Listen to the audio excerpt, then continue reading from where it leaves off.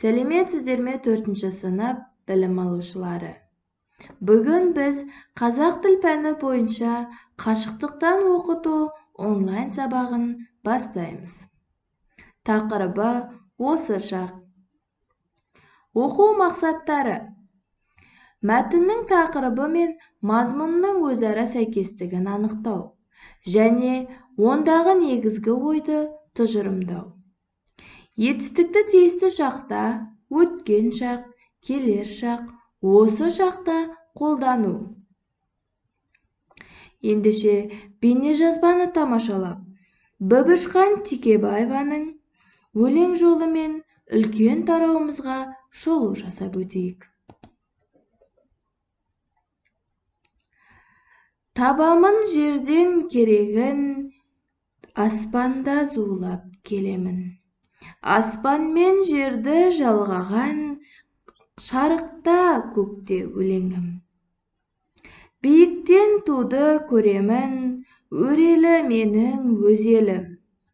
Еңсесі биік ақ орда, еңкейіп кіріп келемін. Шаңырақ мынау шалқыған, ұрпағым жүрер айтып ән. Елтаңба тұрар ескертіп, айналайын халқымнан. Мұндағы өлеңнің негізгі ойы: көк туымызды сонау ғарыш алып аймақта желбіреткен ғарышкерлеріміз туралы. Ендеше, бұл өлеңде қай кезде орындалып тұрған қимылды білдіріп тұр? Соны анықтап өтіп кетейікші. Биіктен туды көремін, өрелі менің өз елім. Еңсесі биік ақ орда, еңкейіп кіріп келемін.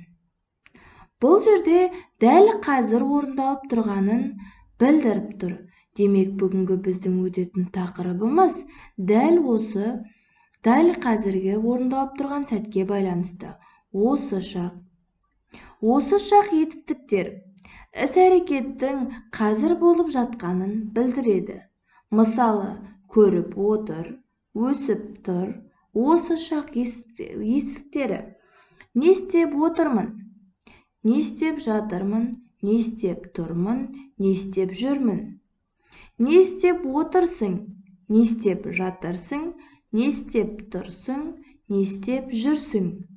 Не істеп отыр, не істеп жатыр, не істеп тұр, не істеп жүр деген сұрақтарға жауап береді. Осы тақырыбымызға байланысты берілген сызбаға сәйкес сөйлемдер құрап жаз. Ұшып жүр, жинап жатырмын, жаттап отыр. Мысалға, аспанда торғай ұшып жүр. Келесі, жұмбақты оқып шешуін тап. Көк қарбызым қойған жерде биік тұр. Сол қарбызға бүкіл әлем сыйып тұр. Бұл жерде етістіктің қай шақта, қай жақта тұрғанын айт.